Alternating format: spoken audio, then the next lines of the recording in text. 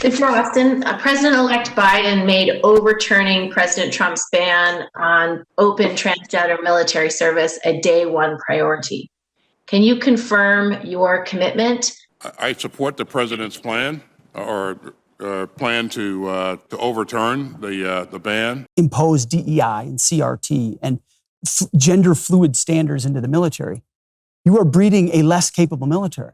You are giving commanders less opportunity to train. There's less accountability. I heard time and time again from leaders, I'm walking on eggshells because I don't know what pronoun. We got transitioning soldiers in our units. I've got a quota I need to meet of a certain number of women and men or a certain number of minorities. What are we doing here? There's not a day in my life, David, when I didn't wake up and think about the fact that I was a black man. A number of the African Americans that we have talked to for this story have said when they are the only one in the room, they feel as if they're not being listened to.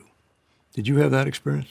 Absolutely had that experience. But you know what I did do, Tim? I have an Army officer's guide from 1999, which was given to me before I was commissioned as a lieutenant, and it has a recommended reading list in it. Here's a quick list of some of the things in the recommended reading list from the Army from 1999. I think we have it, that we can put it up on the screen.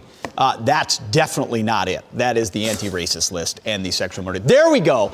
On War, The Soldier in the State, Company Commander, a classic. This is a reading list that connects to my job as an infantry platoon leader, which is to close with and destroy the enemy. You guys said that Russia would overrun Ukraine in 36 days. You said that the Taliban would be kept at bay for months. You totally blew those calls. And maybe we would be better at them if the National Defense University actually worked a little more on strategy and a little less on wokeism. Has it occurred to you that Russia has not overrun Ukraine because of what we've done and our allies have done? But that was baked into your flawed assessment. That was baked into your flawed assessment. And so I saw that the Obama administration tried to destroy our military by starving it of resources, and it seems the Biden administration is trying to destroy our military by force-feeding it wokeism. There's no way this is constitutional to force people to take a vaccine when they could prove they already had COVID or they want a religious exemption. This is going to pit Americans against each other. Will you call for the re-recruitment, restoration